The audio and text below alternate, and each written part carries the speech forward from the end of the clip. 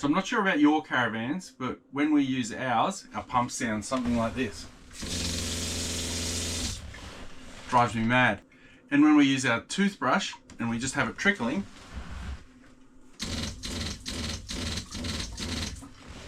also drives me mad.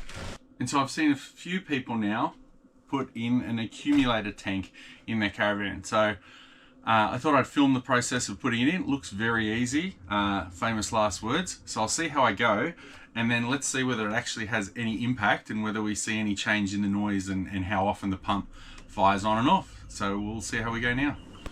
So I just ducked down to Jayco, local caravan centre, and Bunnings to get a few bits because our accumulator tank arrived from Amazon. At Jayco I got a metre of hose, a connection piece, an end piece. Then I went down to Bunnings, got an end cap and some thread tape. But I'll show you how all this goes together in a moment. Okay, here's the view underneath the couch. We've got our main pump there. We've got our two hoses from the two tanks coming through. They join together, go through a filter into the water pump. Then they come out the pressure side, head down underneath the van and to the various taps around the van. So before we do anything, I've planned where I want it to go. I reckon if I screw that tank there, it'll be out of the way, and it'll give us a nice easy 90-degree T. So I'm going to cut into this main pressure pipe, put a T down, connect into here, and then cap off that right hand side of the accumulator tank. So I'll do a bit of that now and come back to you shortly.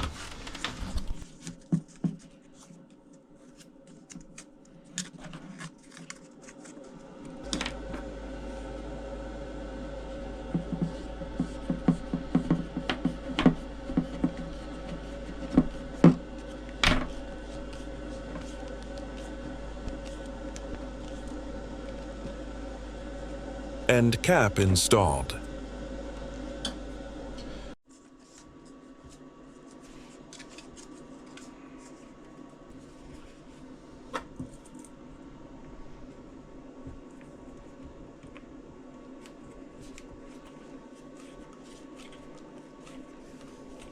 Connector added.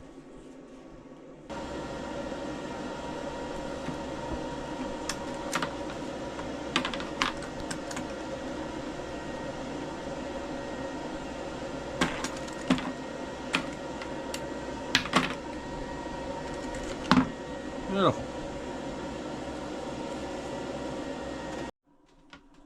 Now before I go cutting into the main pressure line, I'm going to turn off the pump and drain as much water out of the pipe as I can by turning on probably the highest tap, which will be my shower or my hand basin, and the tap on the drawbar. Hopefully all the air draws that water out of the line, and then when I cut into it, it doesn't soak through my towels and wreck anything on me. So I just had a thought to make things a little bit easier. I marked on the pipe with this red tape where I want to cut, and I've just taken the pipe out of this fitting here. So now I can make the cut here, put the T-piece in, and then connect it back up. So I'll do that now and come right back to you.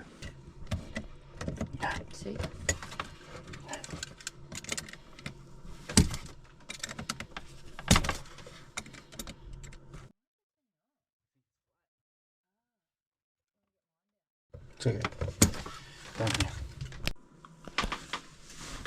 So now I've cut a section out of this pipe that was connected in there. Got to connect it all up now. So I've got my T-piece, insert that into there, sealed in there.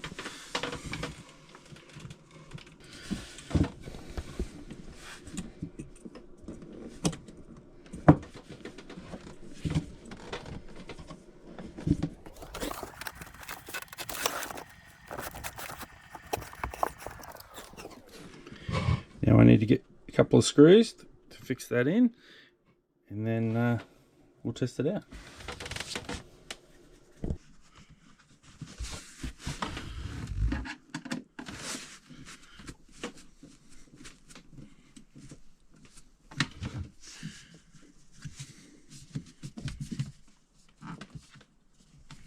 All right, so I've just done some research to find out what the cut-in pressure is, because what we need to do is we need to pump up the accumulator tank so that it is 3 psi below the pump cut-in pressure. Now, I looked at the pump that I have, and it does say the cut-off pressure, but it doesn't talk about the cut-in. So jumped on Google, found the pump specifications, and it says that 30 psi is when it cuts in, so I'm going to pump this up to 27 psi and see if that works.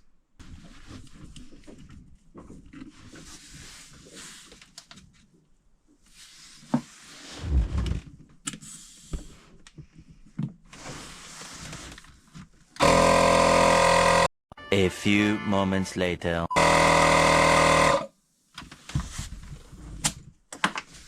So now all we've got to do is test it out, see if it makes any changes.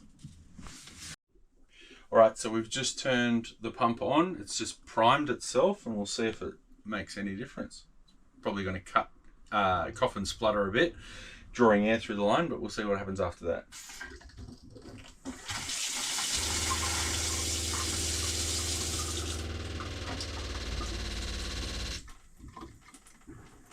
Ooh, that's good. Should fire up in a second once it drains the tank. Perfect. Works perfectly. Does it? Yeah. So it's not running the whole time. It's filling up that tank. It's off. It's now taking water out of that tank. Once the tank's empty, fills it back up. There we go. It's very cool. It is so much better. So not only is the run time of the pump a lot lower, it's pretty much half the time that it runs when it's at low pressure, but it's not turning the pump on and off non-stop like it was before, which can burn out the little pressure switch in it. So overall, it's looking after the pump a bit better.